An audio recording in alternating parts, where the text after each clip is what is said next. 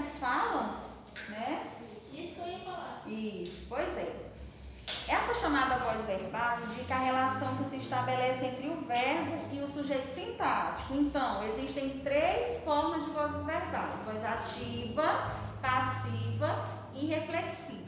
Olha só, na voz ativa é quando o processo verbal é visto como ação, atividade ou estado e ação do sujeito, né? Quando o sujeito realiza uma ação. Por exemplo, os nômades atravessaram o deserto. Na voz passiva, existem 2 formas de voz passiva: voz passiva analítica e voz passiva sintética. Tá? Na voz passiva analítica, é uma junção do verbo ser com o particípio do passado do verbo principal. Olha só, por exemplo, a maçã foi devorada pela criança faminta. Qual o verbo? Foi devorada, né? Foi é o verbo ser com a junção do particípio do passado, devorada. Agora a voz passiva sintética, como é o exemplo? Olha só, o que é essa voz passiva sintética, né?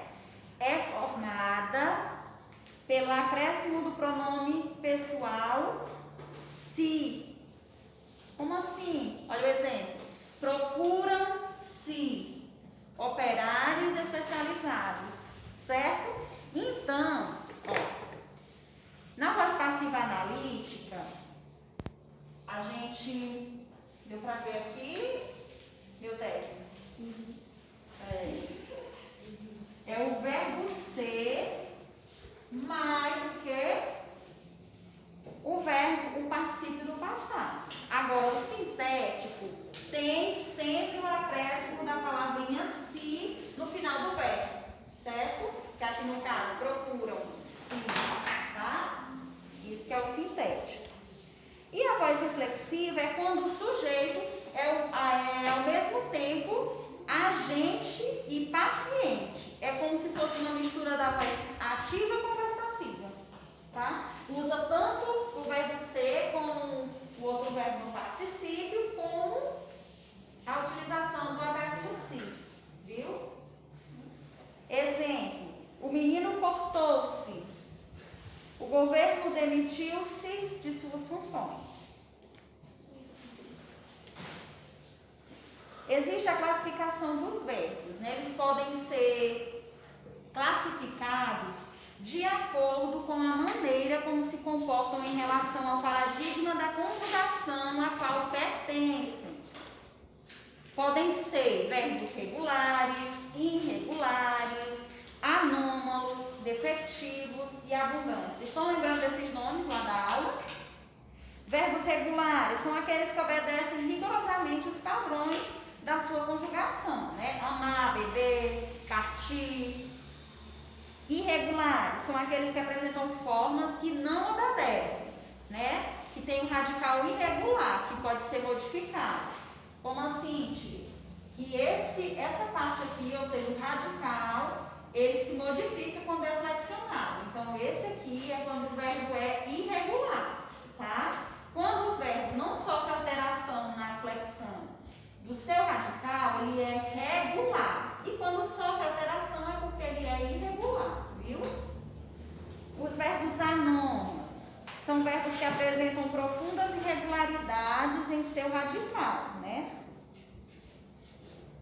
Por exemplo, verbo ser, ir e pôr. Como assim?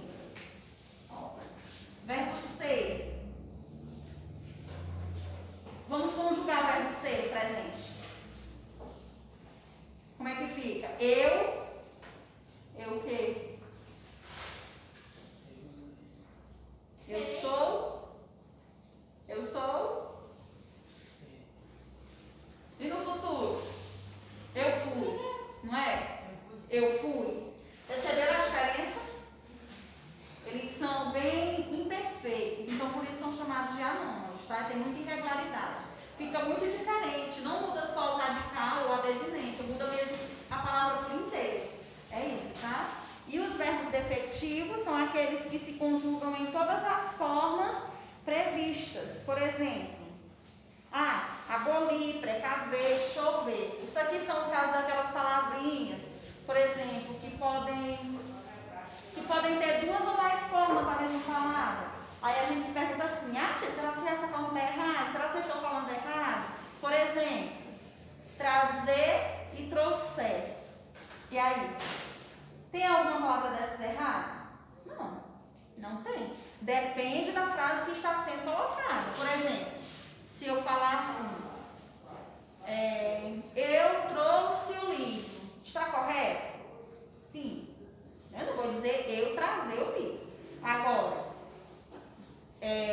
você deve trazer o livro. Está correto? Pronto. É só isso. A forma que deve ser usada. Ele vai mudar de acordo com a frase. Certo? E os verbos abundantes, que são os que apresentam mais de uma forma para determinada flexão também. Haver, aceitar, eleger, extinguir. E nós temos também os verbos irregulares. Aliás, desculpem, os verbos auxiliares, né, que são aqueles que são utilizados com outros verbos para a formação do tempo composto. Então, os verbos auxiliares é auxiliar o verbo que está conjugado. Olha aqui. Aí nós temos os verbos auxiliares mais comuns, por exemplo, ter, haver, ser e estar.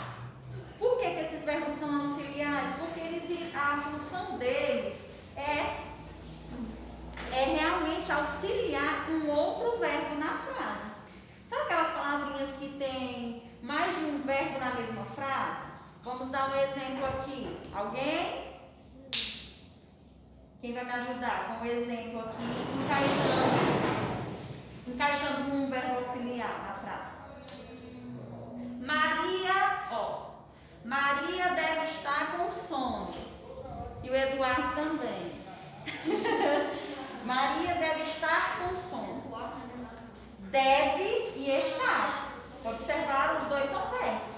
Só que um funciona como verbo normal, convencional, e o outro como verbo auxiliar. Agora, como é que eu vou saber qual é o verbo auxiliar? E aí? Qual é desses dois que é o verbo auxiliar na frase? Maria, qual foi a frase? Deixa eu ver se vocês estão mesmo antenados. Maria deve estar. Maria deve estar. Qual é o verbo, gente? Deve estar. Deve estar. Qual é o verbo que vai conjugar aí? Qual é? Sono. Deve. Sono aí. É o deve, eu devo, tu deves, entendeu? Então é ele que se conjuga, então é ele que é o verbo auxiliar, tá? Sempre é o que se conjuga, que se flexiona, que muda, de acordo com as pessoas, número e pessoa. Tudo bem?